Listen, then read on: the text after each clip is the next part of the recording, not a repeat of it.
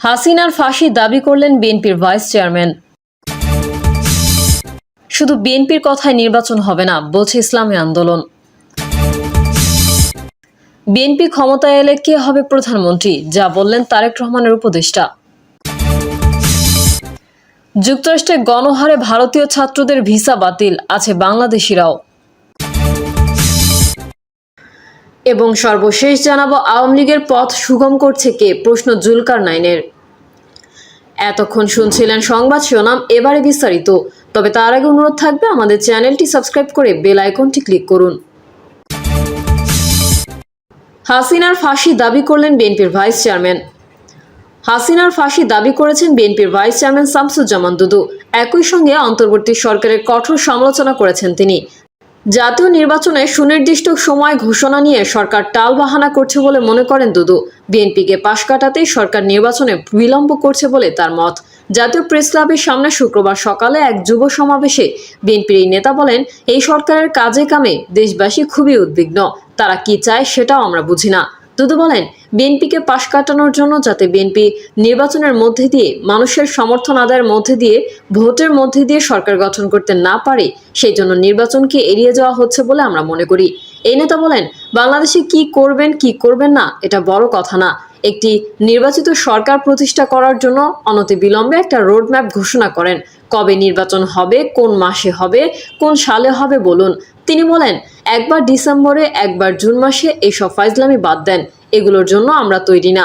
BNP নেতা ইলিয়াস আলী চৌধুরী আলম সহ গুম হওয়া নেতা কর্মীদের অবিলম্বে সন্ধানের দাবিতে বাংলাদেশ গণতান্ত্রিক পরিষদের উদ্যোগে এই যুব সমাবেশ হয়। শামসুজ্জামান দুদু বলেন, ইলিয়াস আলী চৌধুরী আলম সহ গুম হওয়া কত মর্মান্তিক, ওদের রুহের মাগফিরাতে কামনা করতে পারছি না। যেহেতু আমরা জানি না ইলিয়াস আলী চৌধুরী আলম মারা গেছেন না এখনো জীবিত আছেন, তাদের পরিবার আল্লাহর কাছে কি প্রার্থনা করবে, তার উত্তরাধিকারীরা কি দাবি করবে। তিনি বলেন, আমি এই অচল অবস্থা যারা সৃষ্টি করেছে, যারা সারা বাংলাদেশের মানুষ জানে শেখ হাসিনা তাকে শুধু গুম করে নাই, তাকে অপহরণ করে নাই, তাকে নিশ্চিহ্ন করতে চেয়েছে। আমি এই সভায় দাবি জানাচ্ছি, ইলিয়াস আলী চৌধুরী আলম সহ হাজার হাজার যেসব জাতীয় নেতৃবৃন্দ, ছাত্র নেতৃবৃন্দ, যুব নেতৃবৃন্দ, যাদের আমরা এখনো সন্ধান পাই নাই, এই অপরাধের জন্য আমি হাসিনার ফাঁসি দাবি করছি। গুম খুনের বিচারের উদ্যোগ নিন। দুদু বলেন, আমরা মনে করি বাংলাদেশে এখন যে অবস্থা দাঁড় করানো হয়েছে তাতে ষড়যন্ত্রকারীরা যারা গণতন্ত্র 15 থেকে 16 বছর ধরে ধ্বংস করেছে, নিশ্চিহ্ন করেছে, তাদেরকে কোনো না কোনোভাবে রক্ষা করা হচ্ছে, কোনো না কোনোভাবে ষড়যন্ত্র করার সুযোগ দেওয়া হচ্ছে। শুধু বিএনপির কথায় নির্বাচন হবে না বলছে ইসলামী আন্দোলন। দেশের জনগণ আগে সংস্কার পরে নির্বাচন চায় উল্লেখ করে ইসলামী আন্দোলন বাংলাদেশের যুগ্ম মহাসচিব ও ঢাকা মহানগর উত্তরের সভাপতি প্রিন্সিপাল হাফেজ মাওলানা শেখ ফজলে বারী মাসুদ বলেছেন, শুধু বিএনপির কথায় নির্বাচন হবে না, অন্যান্য রাজনৈতিক দল সংস্কারের আগে নির্বাচন চায় কিনা সেটাও দেখতে হবে। তিনি বলেন, তারা চায় দেশের সংস্কার হোক, তারপর একটি শান্তিপূর্ণ পরিবেশে অবাধ, নিরপেক্ষ, সুষ্ঠু ও সবার অংশগ্রহণমূলক নির্বাচন অনুষ্ঠান। আগে সংস্কারের পূর্ণাঙ্গ সমাপ্তি হাত হতে দিন। নষ্ট রাজনৈতিক সংস্কৃতি দিয়ে দেশ ও মানুষের কল্যাণ সাধন সম্ভব নয়। শেখ ফজলে বারী মাসুদ বলেন, সংবিধান সংস্কার, নির্বাচন প্রক্রিয়ায় সংস্কার হওয়ার পর নির্বাচন হওয়া বাঞ্ছনীয়। সুন্দর বাংলাদেশের স্বপ্ন দেখলে অবশ্যই ফ্যাসিবাদের দোসর নব্য উত্তরসূরিদের নির্বাচনে নিষিদ্ধ করতে হবে। শুধু নির্বাচন নিয়ে বাড়াবাড়ি 24-এর গণঅভ্যুত্থানে শহীদদের সাথে গাদ্দারির শামিল। কারণ 24-এর গণঅভ্যুত্থান শুধু নির্বাচনের জন্য হয়নি। যারা এখন নির্বাচন করছেন তারা মূলত ভারতের প্রেসক্রিপশনে অন্তর্বর্তী সরকারকে বিব্রত ও ভারতকে খুশি করতে চায়। বিএনপি ক্ষমতায় এলে কে হবে প্রধানমন্ত্রী, যা বললেন তারেক রহমানের উপদেষ্টা। বিএনপির ভারপ্রাপ্ত চেয়ারম্যান তারেক রহমানের উপদেষ্টা মাহদি আমিন সম্প্রতি এক সাক্ষাৎকারে বলেছেন, দল ক্ষমতায় এলে প্রধানমন্ত্রী কে হবেন এই নিয়ে বিএনপির পক্ষ থেকে এখনো নির্দিষ্ট ঘোষণা না এলেও দলের সর্বসম্মত সমর্থনে তারেক রহমানই জাতিকে নেতৃত্ব দেবেন। তার কথায় উঠে আসে, বিএনপি ক্ষমতা এলে উপপ্রধানমন্ত্রী ও উপরাষ্ট্রপতি পদের মতো নতুন কাঠামো চালুর প্রস্তাবও। মাহদি আমিন দাবি করেন, পতিত আওয়ামী লীগ সরকার রাজনৈতিকভাবে মোকাবেলা করতে ব্যর্থ হয়ে তারেক রহমানের বক্তব্যকে আদালতের মাধ্যমে নিষিদ্ধ করেছিল, যা বিশ্বের নজিরবিহীন। কারণ তারা জানত, কোনোভাবেই রাজনৈতিকভাবে তারেক রহমানের আকাশচুম্বী জনপ্রিয়তাকে মোকাবেলা করার শক্তি বা সামর্থ্য তাদের নাই। তার ভাষায়, তারেক রহমানই একমাত্র রাজনৈতিক নেতা যিনি তৃণমূল পর্যন্ত যোগাযোগ রাখেন এবং জাতীয় পর্যায়ে প্রতিটি খাতে স্পষ্ট নীতিমালা প্রণয়ন করেছেন। এছাড়া তিনি গণঅভ্যুত্থান, কোটা সংস্কার, বেকারত্ব নিরসন সহ তরুণ প্রজন্মের বিভিন্ন দাবির পক্ষে তারেক রহমানের ভূমিকা তুলে ধরেন। তারেক রহমানের এই উপদেষ্টা বলেন, তারেক রহমান আজও এমন একজন নেতা যিনি কাউকে অসম্মান না করেই রাজনৈতিক বক্তব্য দেন, যা দেশের রাজনৈতিক সংস্কৃতি ইতিবাচক পরিবর্তনের ইঙ্গিত দেয়। নতুন রাজনৈতিক দল জাতীয় নাগরিক পার্টি প্রসঙ্গে তিনি বলেন, তাদের প্রতি আমাদের শুভকামনা রয়েছে, তবে তারা যেন সরকার থেকে সম্পূর্ণ বিচ্ছিন্ন থেকে রাজনৈতিকভাবে স্বতন্ত্রভাবে কাজ করতে পারে, সেটাই আমাদের কাম্য।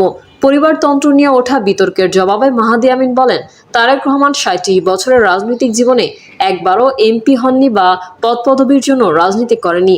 এটি তার রাষ্ট্রনায়ক সুলভ সংযম ও দায়িত্ববোধের প্রমাণ। সাক্ষাৎকারের শেষ দিকে তিনি বলেন, বাংলাদেশের জনগণ জানে গণতান্ত্রিক নেতৃত্বের প্রতীক এখন একজনই, তিনি তারেক রহমান। আর এই বিশ্বাস ভোটের মাধ্যমে প্রমাণিত হবে। যুক্তরাষ্ট্রে গণহারে ভারতীয় ছাত্রদের ভিসা বাতিল, আছে বাংলাদেশিরাও। যুক্তরাষ্ট্রে গত কয়েকদিন ধরে আকস্মিকভাবে শত শত শিক্ষার্থীর ভিসা বাতিল করা হয়েছে। এর মধ্যে সবচেয়ে বেশি ভারতীয়দের ভিসা বাতিল করা হয়েছে। এই তালিকায় আছে বাংলাদেশি, চীনা, নেপালি ও দক্ষিণ কোরিয়ার শিক্ষার্থীরাও।